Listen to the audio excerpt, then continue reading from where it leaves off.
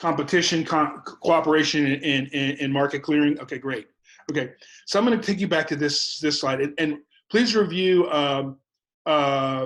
this information on chapter 5 and 6. By the way, I won't get to all of what's in this material and so forth on the quiz for Thursday. I'm going to make sure I go over these points and so forth that are indicated on this. So we talked about demand and supply in chapter 3 and 4 as separate concepts. Well, basically in the market economy and so forth, what we're looking for is basically that interrelationship between demand and supply. And if you see here, you see where I've got my little arrow here? Can anybody see my arrow? Where I've got that hovering?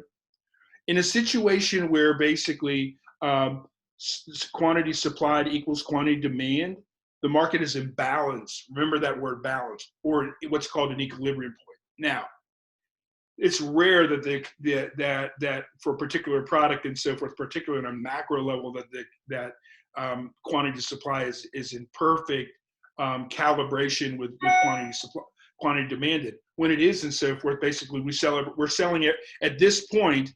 When price is set at this level, we're selling everything we produce, okay? So we're consuming everything that we produce. That's good. That's ideally the condition you want to be in. On the other hand, if there's a situation where basically where the quantity supply and so forth is set, where we're at this point, where quantity supplied is at this level, Q1, and quantity demand is at Q2, then there's a situation where people demand far more than what is currently being supplied. This goes back to our inelastic behavior right now. Toilet paper, hand sanitizer, there's a situation like, hey, there's less being supplied right now than what the quantity demand is for it. N95 masks, right? Respirators. Those are examples where there's a shortage of a good, okay? COVID-19 testing. There's a whole litany of situations right now where we have product shortages. In fact, so much so that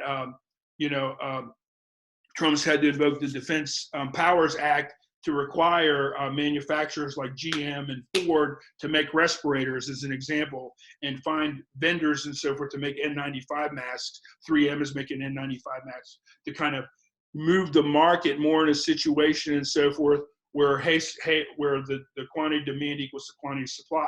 And of course, we see a redistribution from some markets to others where there's excess respirators or excess masks and so forth. People are making masks on their own on the side and so forth to try to stimulate and reduce that market shortage. So basically, when a shortage of a good exists, okay, quantity demand exceeds the quantity supplied at a particular price. So what happens is to get the market to rise to where the market's in equilibrium, prices have to go up.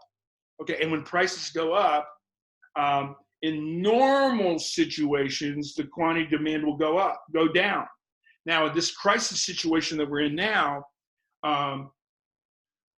that may not be the case in the short term, but in the longer term, and we're seeing it in some markets as the incidence rate of COVID-19 is diminished, we see situations where basically in some markets and so forth, hey, we anticipated that we're going to need this much hospital space. We only need this much in example. Like even in New York, some of those temporary hospitals that were set up on the hospital ship that's out in the harbor, the Javits Center that was set up as hospital space, they're not using that to full capacity. They anticipated they'd need it, and God forbid that they do and so forth like that. But there was a situation where there was a stimulation in quantity supply that was subsidized by government action and government's funding to kind of increase the quantity supply that was available. Now, let me explain another situation. Hey, honey, can you get that? Sorry, somebody's at my door. Oh, and Kim is chiming in. Okay. On the other hand, when there's a surplus, there's a situation where the quantity supply is greater than the quantity demand. And as I talked about a few minutes ago, that's where we're at right now with gasoline. The quantity supply is greater than the quantity demand, and people are not utilizing as much gas. And so basically, there's a surplus in the market. Here's another example of a surplus. Basically, hey, Sweet hi, can say hi to everybody. Come here, Sweet All right, Neo, my sane is just lying down on the couch. Kim, okay, quiet. Good, yeah. Good boy, Neil. All right, sorry. Anyway, another example and so forth. We've got these 22 million people in the last 4 weeks that have become unemployed. There's a situation where we've got an oversupply of workers and lower demand for workers. So basically, you'll see that prices will fall, wages, and basically and then less people are willing to work for lower wages. Some are still willing to work for lower wages. Let me give you an example. Hey, Kim, excuse me. Kim. Up. Pop. Kim.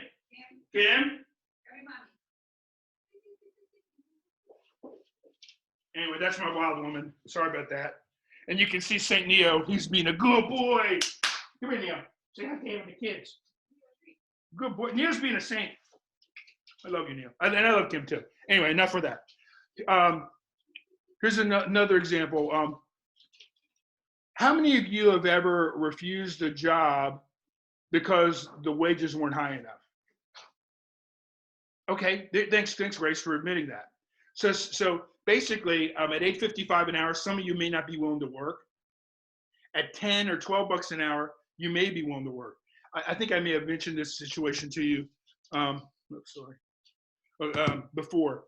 I remember when I was at PUC and so forth, and I was a senior class sponsor.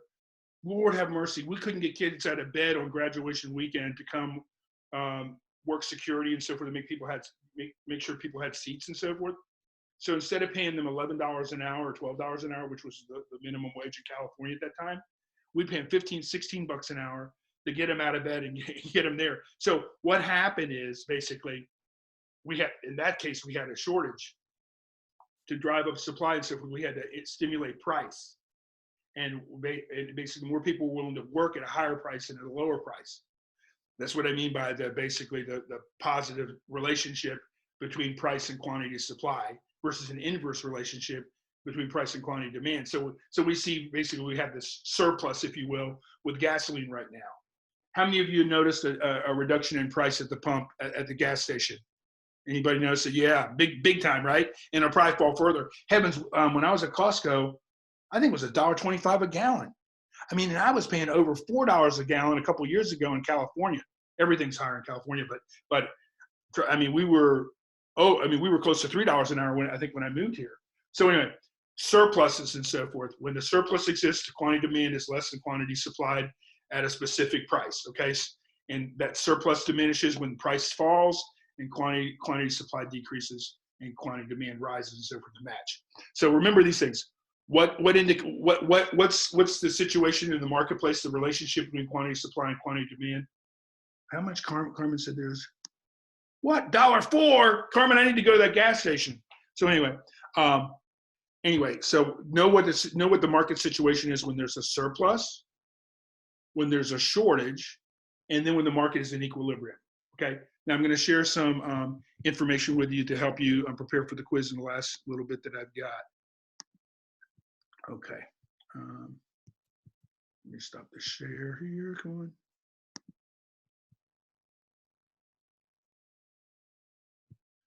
Yes, you got to see my wild woman. She's a good little rascal. All right, let's see.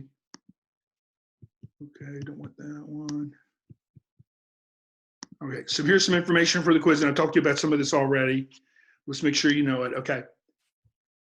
Basically, know what the definition of inflation is. Know what the equation is for price elasticity of demand, what it measures, and basically it relates to the change in quantity demand and the change in price. Know basically how that's determined. Give me an example of that's classically inelastic, a product that's classically inelastic. We gave you a couple examples of those. Then name a product that has become price inelastic since the COVID-19 pandemic occurred. We gave you some examples of those. Okay. Know how price elasticity of supply is calculated. Okay. Now, another thing that we talked about the relationship between opportunity cost and supply. Think about this: as our income rises, our opportunity costs rise. Make sure you remember that. So think about this. I'm less, if my income's high, I'm less motivated to work overtime for additional money because basically I have other things that I'm chasing and so forth in my leisure time. I'm less stressed about just finance. Okay. On the other hand, I'm also probably more likely to fly. I'm also more likely to engage in leisure activities and so forth if my income's higher and so forth like that. But opportunity cost increases as income rises. Make sure you know that. Okay. Now here's another one. This relates to marginalism, so this is kind of a review. And somebody can kind of chime in if they want to on the chat room in private. For us to, in order to supply a product, what does the relationship need to be between the additional benefit or marginal benefit and the marginal cost? Would we want it to be the same, equal one another, or would we want the marginal benefit to be greater than the marginal cost? Or would marginal cost be higher than marginal benefit? Anybody know?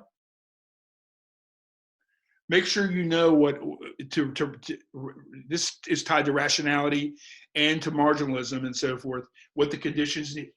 But Michael, you nailed it. You nailed it. Okay. Yeah. So make sure you know what the relationship is between marginal benefit and marginal cost. And then make sure you know what the conditions are when quantity supply exceeds quantity demand, when quantity supplied is less than quantity demand, and basically when the market is in equilibrium, when basically quantity supply equals quantity demand. Okay, make sure you know what those conditions are. That's a fill in the blank. All right, and let's see. I've got 2 minutes. Anybody else got any other questions they want to ask me and so forth in the chat room or over the speaker?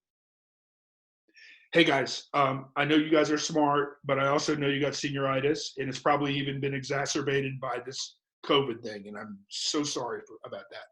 Don't forget that your reference list and your outline is due in 2 weeks. Okay, so 2 weeks from Thursday. I'm gonna give you till like 10 o'clock at night to turn it in. You don't have to turn it in by the start of class for that. I do need it turned in when the finals due on our last day of class by class time. But start working on it now. Okay, work smart, not hard. I will say this: the all you're required to do for that assignment is give me a reference list, at least 5 references, and a robust outline of the key concepts that you're going to talk about or key talking points in your paper. If you give me more of a rough draft, it's like a free way for me to give you feedback on your paper. You see what I'm saying? You could still get a 10 out of 10, but if you've done half, I don't expect anybody to have written the whole paper. I know some of you high achievers will probably have written the whole paper, but that's not the expectation. But if you give me, let's say 250, 300 words, 500 words, I can give you better feedback than if you just give me the reference list and the outline. Be crystal though. You don't have the outline and reference list done 100%, you're not getting 100% grade on that paper or on that assignment, okay? Fair enough? Okay, God bless you guys. If there's no other questions and so forth, I'll let you all bounce. Have a lovely day and so forth. And by the way, I think most of you missed my Coltrane video and so forth. Coltrane and Stan Getz, very different playing styles. Check them out on YouTube. God bless you. Love you guys. Have a great day. Bye, Nino. Bye, Kim. Okay, bye, everybody. Bye-bye. Take care.